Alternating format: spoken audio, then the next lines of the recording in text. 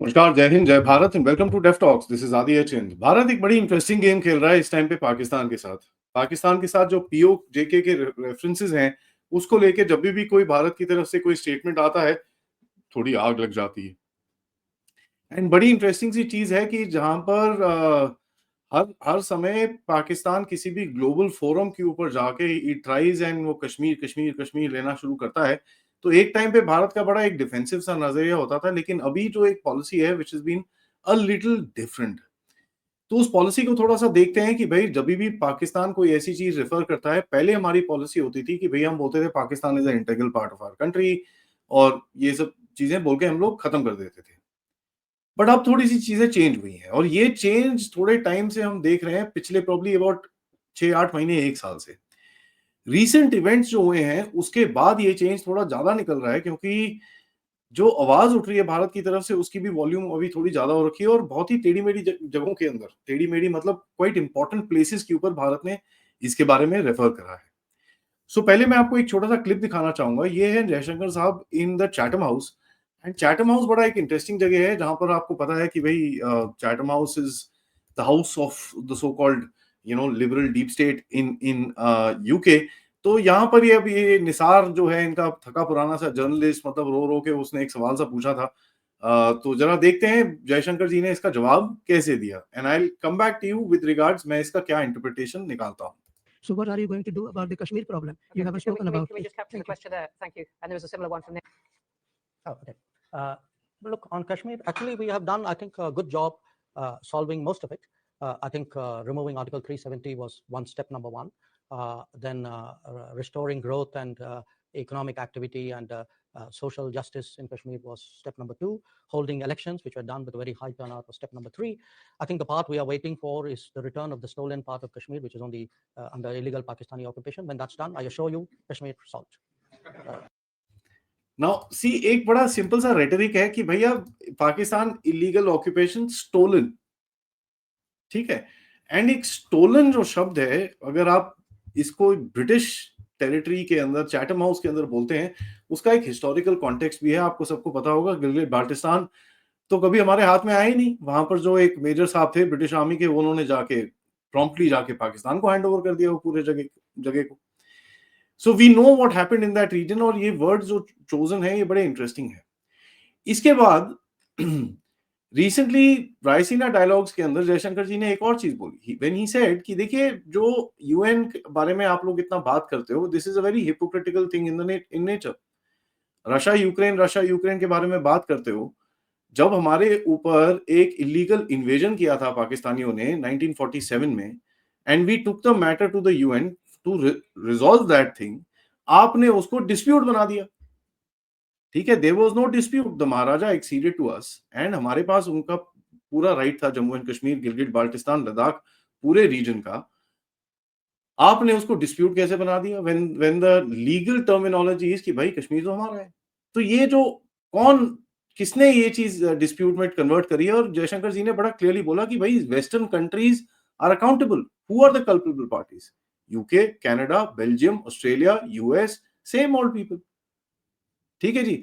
France ने कभी आपके बारे में कुछ बात नहीं करी है। जर्मनी खैर उस टाइम पे इतना एक्टिव नहीं था, तो उसने क्या बोलना था, but these were the countries who were playing the game at that time। तो इसके अंदर भी ये एक वेस्टर्न हिपोक्रेसी को बड़े क्लियरली कॉल आउट किया गया था। यहां पर देखेंगे राजनाथ सिंह की तरफ से हर 2-3 महीने में एक बार ये नैरेटिव आ जाता है कि भैया पीओजे के तो हमारा है, और वो तो ये भी बोलते हैं कि भैया बंदे अभी देखो, अब वो बंदे इधर पे आना चाहेंगे, अब देखो। Now this is very interesting when something is there. और ऊपर से हमको ये पता है पीओजे के अंदर थिंग्स आर लिटरली, बोलते हैं ना, एक धागे के ऊपर बैठी हुई है। मैंने तो ये बड़ा क्लियरली बोला है, अगले कुछ समय के अंदर एक बहुत बड़ा मूवमेंट होने वाला है पीओजेके के अंदर, उसकी तैयारी की जा रही है। ठीक है, अब कौन कर रहा है, क्या कर रहा है, किस चीज के लिए कर रहा है, मैं बोलना नहीं चाहता, क्योंकि हालत वहां पर खराब होगी। और नैरेटिव क्या है हमारा? नैरेटिव है कि भैया आप ये जगह छोड़ो, अभी जाओ यहाँ से, खत्म होगी कहानी, हो गया, बस फिनिश, थैंक यू, जाइए यहाँ से। अभी यूएन के एक कॉन्फ्रेंस में जहां पर पीस कीपिंग की कुछ बात चल रही थी, वहां पर पाकिस्तान फिर से शुरू हो गया अपना ड्रामा लेके। ना पाकिस्तान फिर शुरू हो गया ड्रामा लेके, तो again look at the similarity of the statement. मैं आपको दिखाता हूं ये चीज। Okay, let's see and understand. Madam President, India is compelled to note that the delegate of Pakistan has yet again resorted to unwarranted remarks on the Indian Union territory of Jammu and Kashmir. Such repeated references neither validate their illegal claims nor justify their state-sponsored cross-border terrorism. Jammu and Kashmir was, is, and will always be an integral part of India. Pakistan continues to illegally occupy the territory of Jammu and Kashmir, which it must vacate.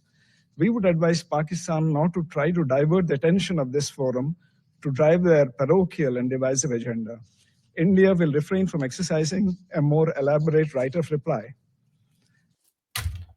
Now हर जगह जब भी वो refer करता है एक right of reply हमारी तरफ से आता है, उसको जूते मारे जाते हैं. There is just no question. But एक चीज नोट करने वाली है कि the language and the rhetoric has changed. आजकल तो ये हालत है कि अजीत डोवल का आप नाम लो पाकिस्तान के अंदर, वहां पर लोग रोना शुरू हो जाते हैं. हर चीज राह की साजिश इनको दिखती है. अजीत डोवल आपको कहीं पे भी दिख जाए तो मतलब आप देखिए वहां पर इतनी हालत खराब है, specially after what is happening in Balochistan, KPK और हर जगह पे. पाकिस्तान बोलता है भैया इलीगल ऑपरेशंस और ये वो. आप देखिए 25 मार्च की तारीख थी कल, और 25 मार्च के दिन पे इन्होंने बलोचिस्तान के अंदर ऑपरेशन सर्चलाइट की तरह जो बांग्लादेश में 1971 में किया था, उसी तरह का एक वहां पर उसी टाइम उसी तरह की एक्टिविटीज ये लोग बलोचिस्तान में अभी भी कर रहे हैं. एंड बांग्लादेश जो ऑब्वियसली 25 तारीख को इस टाइम पे कोई आवाज वहां से यूनुस से या किसी से आवाज नहीं निकल रही. तो यार इलीगल ऑपरेशन जो पाकिस्तान बोलता है, 25 तारीख की रात को 1 लाख बंगालियों को मारा था. ठीक है, 1 lakh in a single day, single night.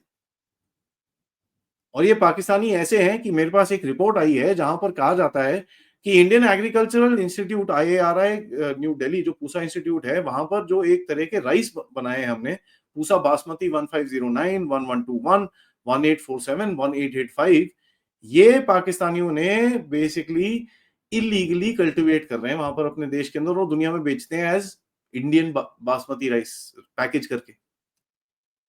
और ये पकड़े गए क्योंकि हमने कुछ सैंपल्स उठाए कई दुनिया के कई जगहों में से, उसके बाद इसके टेस्टिंग वेस्टिंग कराई है, एंड उसके बाद यूरोपियन और इंडियन लैब्स ने दोनों ने कंफर्म करा है भैया these are Indian varieties that the Pakistanis are illegally selling. ये तो इनकी हालत है.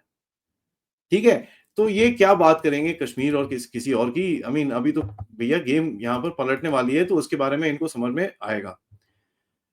ग्वादर बलूचिस्तान में जिस तरह से इनकी हालत होने वाली है, क्योंकि 28 तारीख को इन्होंने स्ट्राइक कॉल करा है और महारंग बलोच और दूसरे एक्टिविस्ट को इन लोगों ने जो उठा के रखा हुआ है, उससे तो वैसे तो भैया अभी ठहर जाओ, अभी तो गेम शुरू हुई है.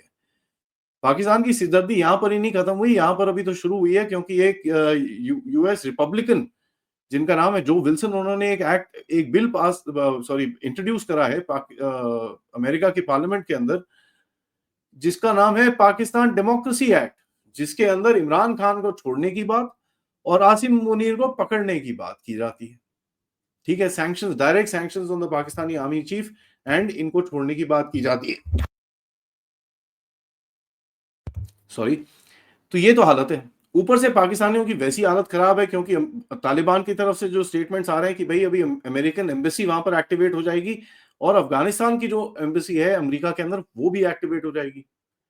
यहां तक कि अभी जो रीसेंट मीटिंग्स हुई वहां पर एक अमेरिकन सिटीजन ग्लीजमैन करके एक जो बंदा था, वो जो तालिबान ने पकड़ के रखा हुआ था इतने टाइम से, उसको छुड़वा के वापस ले गए.